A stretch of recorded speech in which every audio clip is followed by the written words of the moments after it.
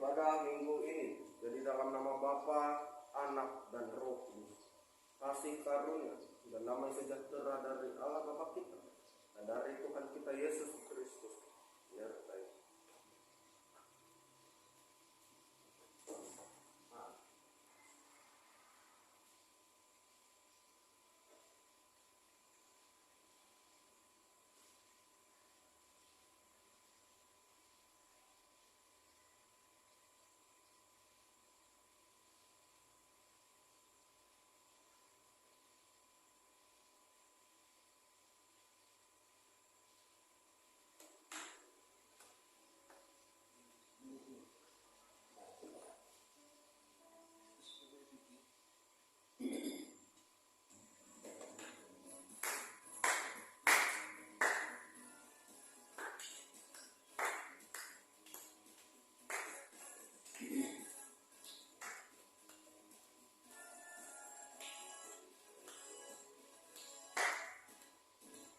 Alam raya berkumandang oleh yang mulia dari gunung daripada hidung malaikat bergema.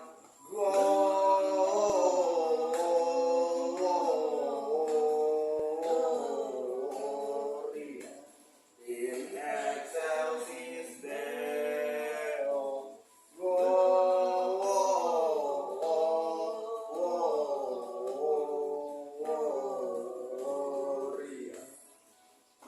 excelsis Deo. Hai gembala para, hai gembala para, apa sambutan ini menggegar bagi Maharaja siapa seorang surgawi terdengar. Gloria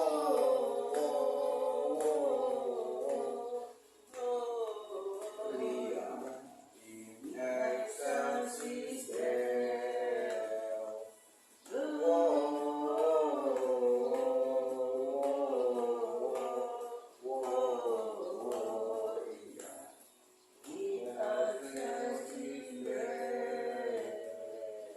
Dari pulau dan benua,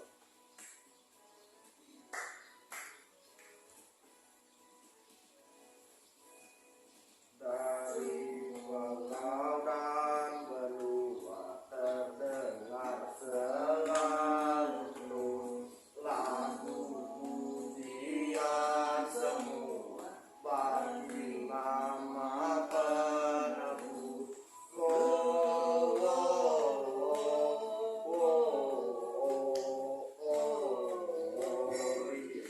muliakan Tuhan.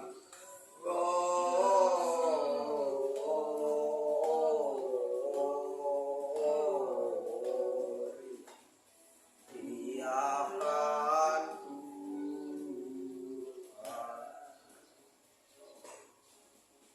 Ikutilah hai gembala nyanyian sorga yang merdu, mainkan suling dan rebana dan bersyukur di hatimu. Gloria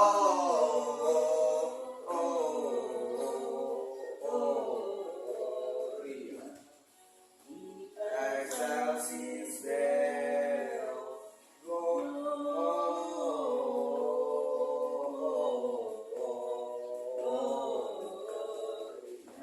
In excelsis Deo.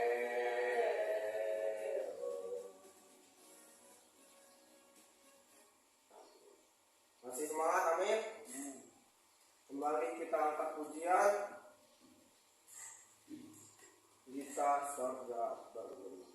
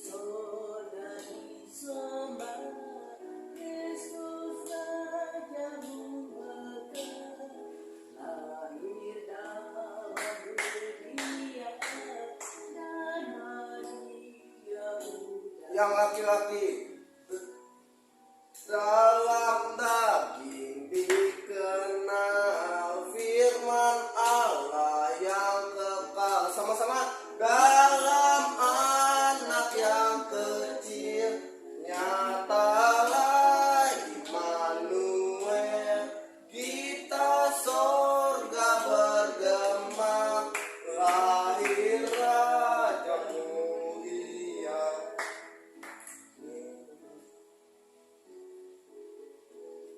Raja damai yang besar,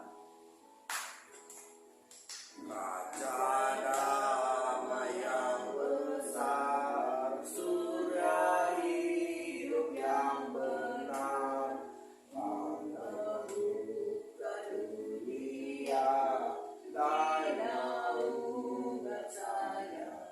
Dia tidak memandang dirinya, bahkan mau diterimanya, lahir untuk memberi hidup baru abadi. Kita surga bergema, lahir Raja mulia. Up the heaven angels sing, glory to the newborn King. Sebelum kita mendengarkan kebenaran firman Tuhan, kita kembali mengangkat penyembahan kita yang berkata kenal. Kenapa kita? Karena Kristus yang adalah Tuhan memegang kita dengan tangan kanannya yang membawa. Amin.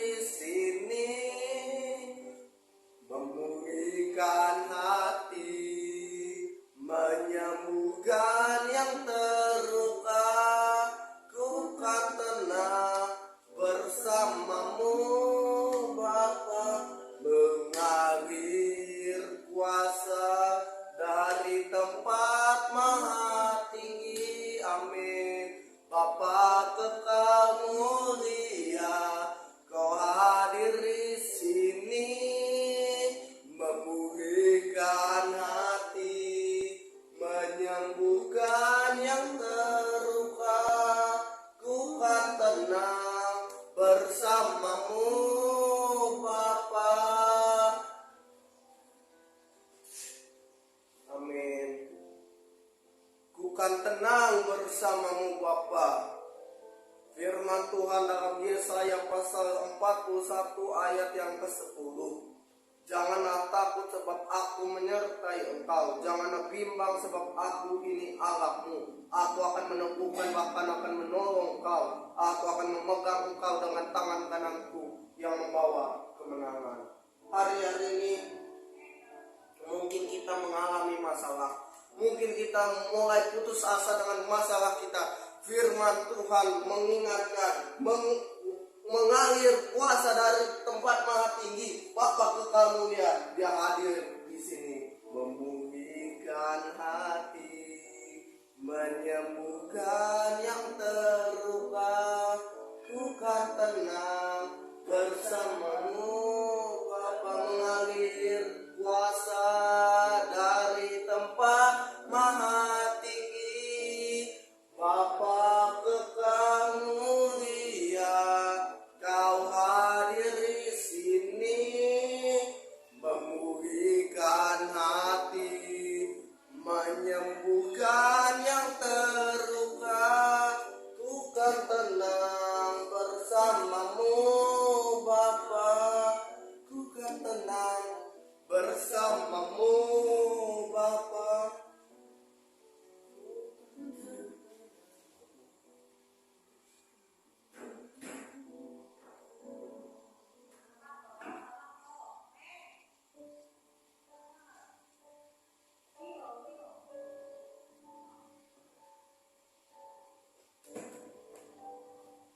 Mari kita menyatukan hati kita di dalam doa.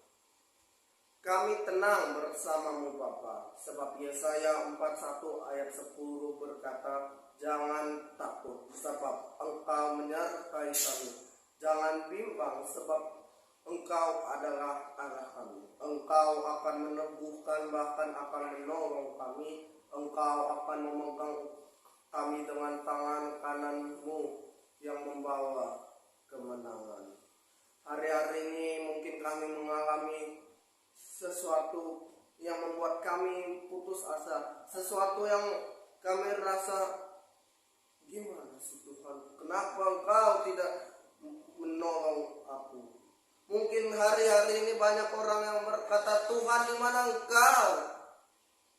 Tuhan, saya sudah berdoa tetapi tidak ada jawaban. Firman Tuhan mengatakan Dia sedang mengerjakan segala sesuatu dan tidak ada segala sesuatu yang dijanjikannya gagal. Ayub pasal 42 ayat yang kedua.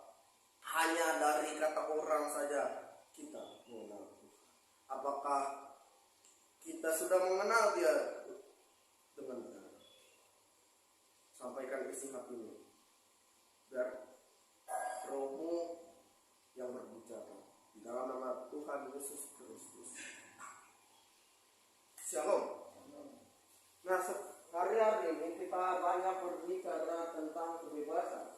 Terutama ini adalah bagian-bagian terakhir dari sesi kebebasan kita.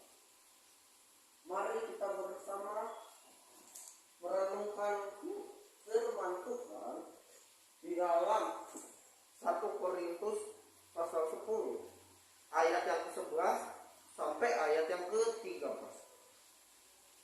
Sebelum kita membaca firman Tuhan ini, ada 3 hal seperti biasa, 3 poin penting yang akan disampaikan. 1 Korintus 10 ayat yang ke-13. Semuanya ini telah menimpa mereka sebagai contoh dan dituliskan untuk menjadi peringatan bagi kita yang hidup pada waktu di mana akhir telah tiba. Sebab itu siapa yang menyangka bahwa ia teguh berdiri, hati-hatilah. supaya ia jangan jatuh. Pencobaan-pencobaan yang kamu alami ialah pencobaan biasa yang tidak melebihi kekuatan manusia, sebab Allah setia, dan karena itu ia tidak akan membiarkan kamu dicobai melampaui kekuatanmu. Pada waktu kamu dicobai, ia akan memberikan kepadamu jalan keluar sehingga kamu dapat menanggungnya. Sama-sama kita berkata, amin. Siapa sih yang nggak pernah yang namanya mengeluh? Siapa di dalam hidup ini yang tidak pernah mengeluh? Oke, kalau tidak ada, berarti pertanyaannya dibalik. Siapa yang dalam hidupnya banyak mengeluh? Nah, kenapa pertanyaan ini penting? Karena firman Tuhan pada hari ini berkata, Pencobaan itu adalah seperti masalah kita. Oke, jangan saya dulu. Orang banyak mengeluh, sebetulnya bukan mengeluhkan masalahnya, tetapi mengeluhkan jawaban atas masalahnya. Tuhan, saya sudah berdoa, kenapa tidak ada jawaban? Tuhan, saya sudah beribadah, kenapa tidak ada jawaban? Tuhan, saya sudah berpuasa, kenapa masih tidak ada jawaban? Puasa kita, kalau di dalam kekristenan, puasa hanya makan 1 kali. Ya, tentu itu akan sangat membuat kita lapar. Dan kalau saudara-saudara kita makan 2 kali kalau puasa, ya kan? Nah, tetapi kenapa Tuhan tidak mengabulkan doa saya? Jawabannya simpel, Tuhan tidak mengabulkan doamu karena engkau mencoba menjadi seperti juru selamat. Mencoba menjadi seperti juru selamat yang bisa menyelamatkan dirimu. Mengeluh sebenarnya adalah hal yang wajar yang sering dilakukan hampir semua orang. Mengeluh juga merupakan salah satu bentuk cara untuk mengeluarkan keluh kesah yang ada di dalam hati, sehingga tidak menjadi stres dan malah merusak kesehatan. Kalau menurut sahabat, tapi kalau menurut Alkitab sendiri, menurut firman Tuhan, apakah mengeluh adalah hal yang wajar? Kita melihat orang-orang Israel, bangsa-bangsa yang telah diselamatkan Allah dari yang namanya tanah Mesir, juga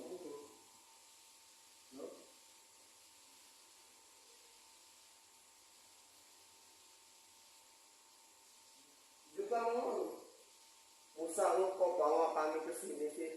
Lu mau kami semua mati di sini? Gak ada air.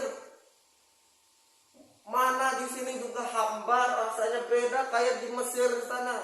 Walaupun saat gua di Mesir itu dijadikan budak, tapi seenggaknya ada makanan Musa. Makanannya enak, makanannya tidak seperti di sini. Apa di sini?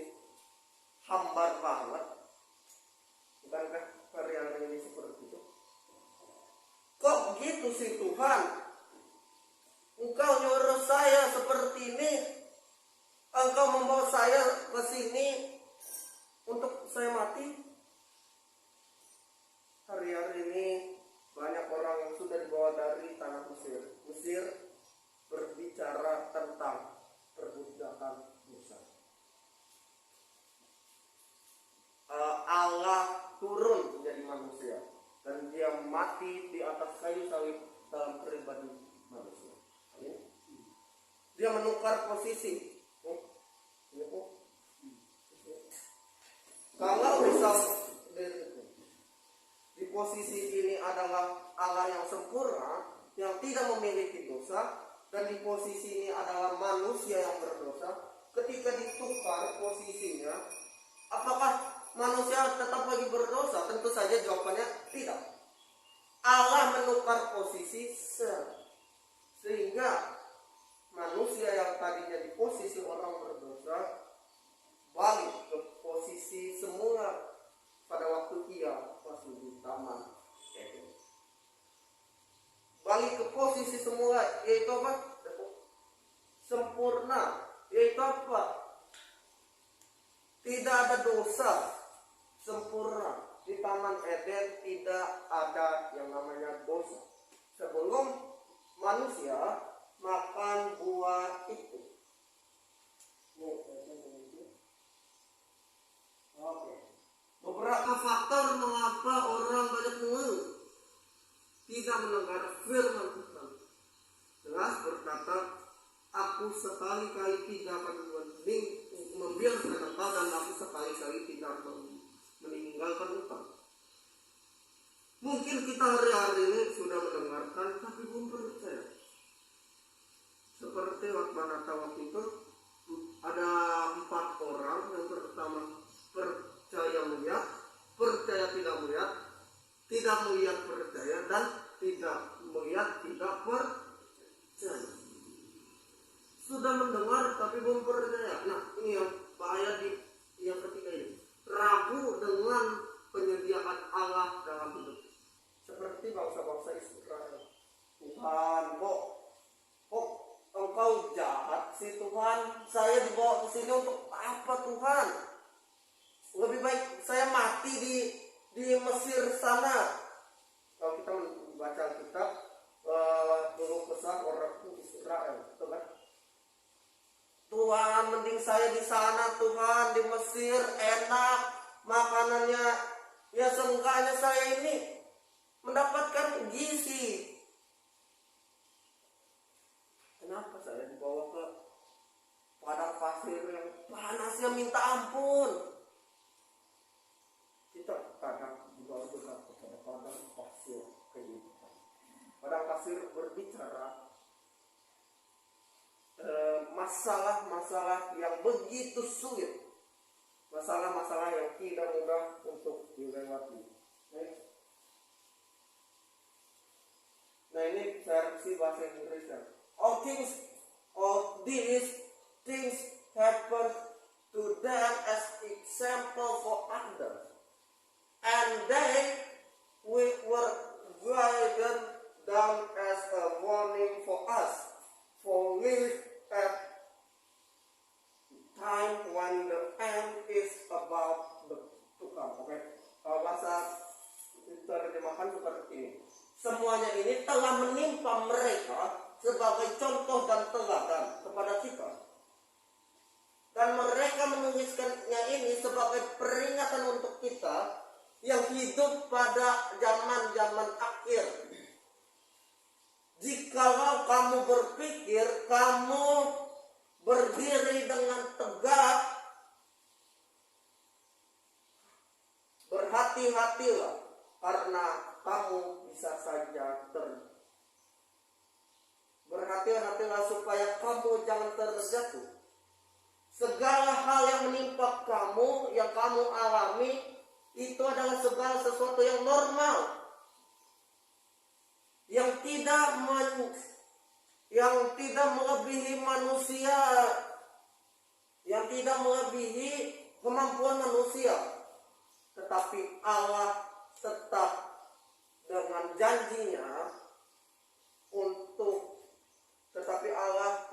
janjinya dan Ia tidak akan membiarkan kita dicobai lebih dari kekuatan kita. Dan pada waktu kamu mengalami masalahmu, Ia akan memberikan engkau kekuatan untuk dapat menanganinya dan memberikan jalan keluar kepada kami. Bahasa Inggrisnya cukup sangat jelas mengatakan bahwa segala sesuatunya dituliskan untuk menjadi peringatan, untuk menjadi teladan bagi kita yang hidup pada zaman-zaman akhir. Paulus mengingatkan yang pertama, selalu waspada dan berjaga-jaga. Pada ayatnya kita melihat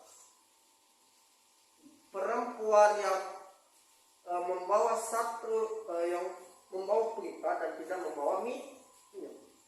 Yang satu lagi membawa pelita dan membawa minyak. Pelita berbicara tentang hidupnya diisi dengan minyak. Minyak apa? Minyak adalah firman Tuhan.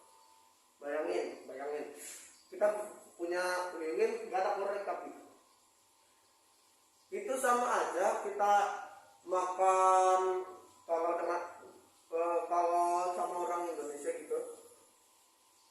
Sama aja kayak orang Indonesia makan tanpa nasi. Rasanya gak enak kan, gak kenyang kan. Sama ketika korek tidak ada mancis, rasanya aneh gitu. Kita buka dalam Matius pasal 25. Kita baca secara bergantian.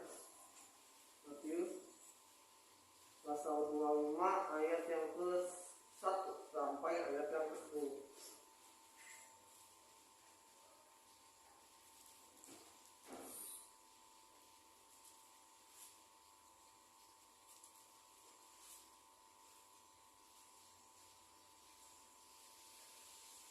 Pada waktu itu hal kerajaan surga seumpama 10 gadis yang mengambil pelitanya dan pergi menyongsong mempelai laki-laki.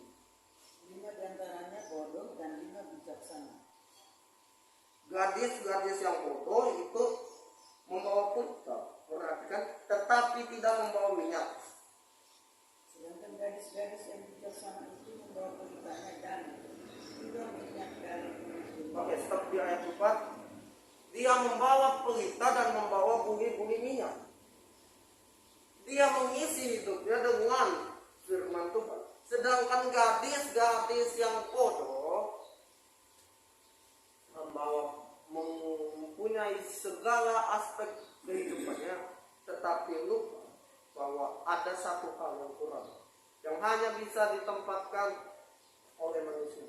Seorang peneliti, siapa namanya, berkata begini, ada satu tempat di dalam diri manusia yang hanya bisa diisi oleh Sang Pencipta,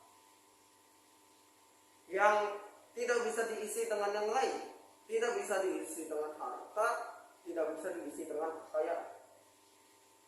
Satu tempat itu tidak bisa diisi dengan apapun juga, yaitu roh. Nah, peneliti ini yang aku juga nggak tahu siapa namanya, berkata demikian. Kenapa? Karena banyak orang berpikir 1 Timotius 6 ayat 10 bahwa 1 Timotius 6 ayat 6 sampai 10 bahwa kekayaan segalanya, itu segalanya. 1 Timotius 6 ayat 6 sampai 10 nggak usah dibuka.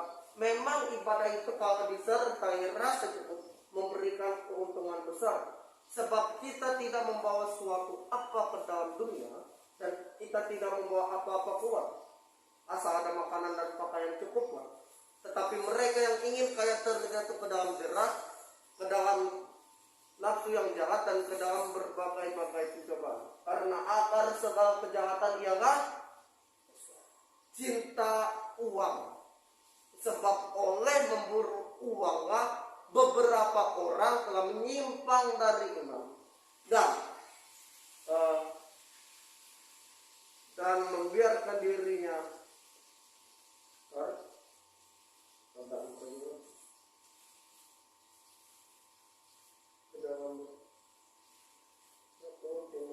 biar lebih jelas kita buka ayatnya 1 Timotius 6 ayat yang ke 6 sampai 10. Kita baca di ayat 10.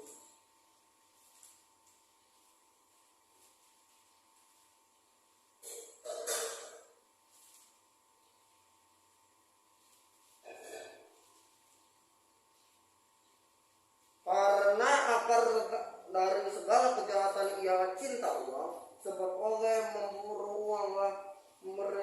beberapa orang telah menyimpang dari iman dan menyiksa dirinya dengan berbagai-bagai duka.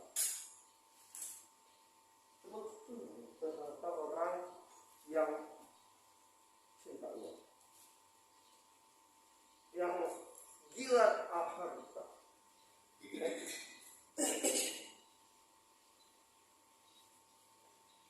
Waspada dan berjaga-jaga bukan berarti takut terhadap hal-hal di luar, tetapi percaya pada kuasa Allah yang sempurna. Amin. Nah, yang kedua, terus melakukan SPB, bukan seksi pelayanan Bapak, tetapi simpan, perkatakan, beritakan. S, simpan. P, perkatakan. B, beritakan. SPB. Nah, setelah kita SPB, maka SPA, seksi, bukan seksi pelayanan anak, sudah percaya Allah berkati. Amin. Sudah percaya Allah berkati. SPA. SPB sudah simpan, perkatakan, beritakan. Amin.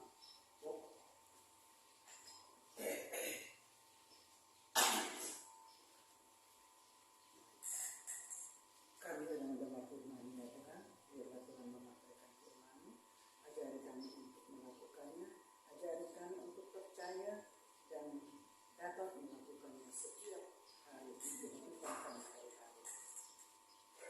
Dan kami selalu dalam keadaan ini dengan kami dalam kuat Tuhan, yaitu Tuhan kami mohon, biarlah Tuhan menguatkan iman kami agar kami tidak goyah apapun yang terjadi pada kami.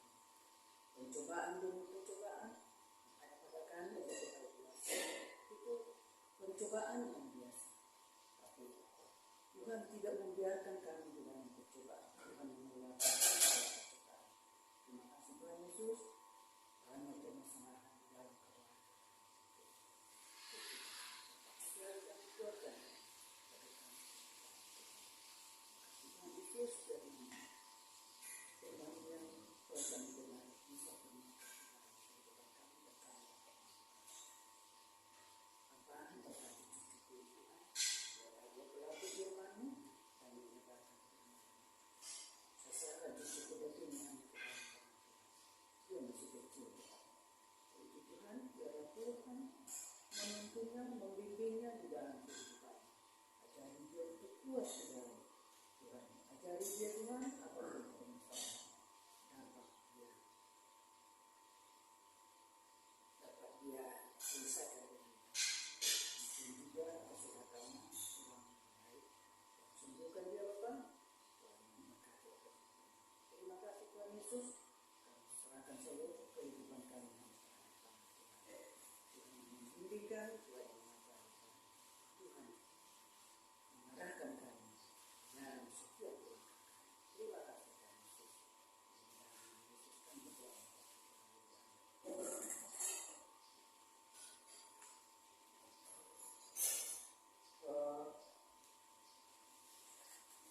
Oke, ibadah Natal 25 Desember 2022. What did God promise to you? Artinya, apa yang telah Allah janjikan kepadamu? Ibadah malam tahun baru, His light in the darkness. Dia, Yesus, bercahaya di tengah-tengah kegelapan. Malam tahun baru, kedatangan yang kedua atau dalam bahasa Inggris, the second coming.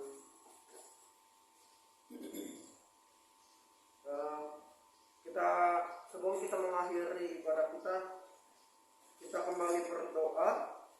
Ada beberapa hal yang harus didoakan. Yang pertama, saudara-saudara kita yang terkena musibah, bencana apapun itu, bencana baik itu gempa di Cianjur ataupun berbagai masalah seperti pandemi ini, kita tunduk kepala, kita berdoa.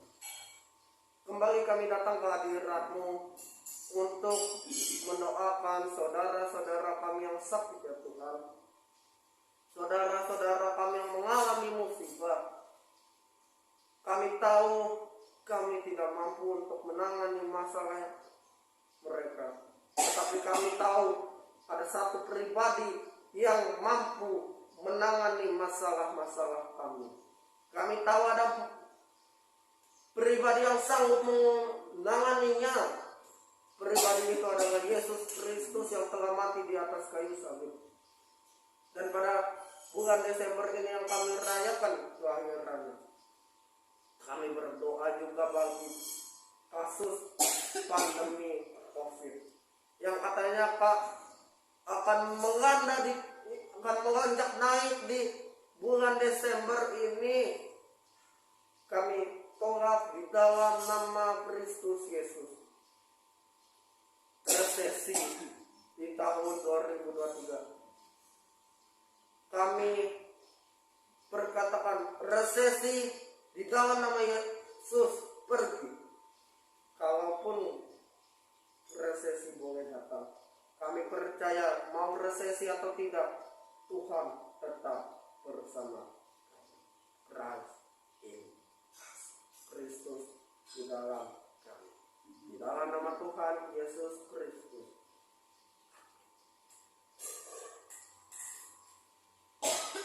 Janganlah kamu khawatir tentang apapun juga, tetapi nyatakanlah dalam segala hal keinginanmu kepada Allah dalam doa dan permohonan dengan ucapan syukur.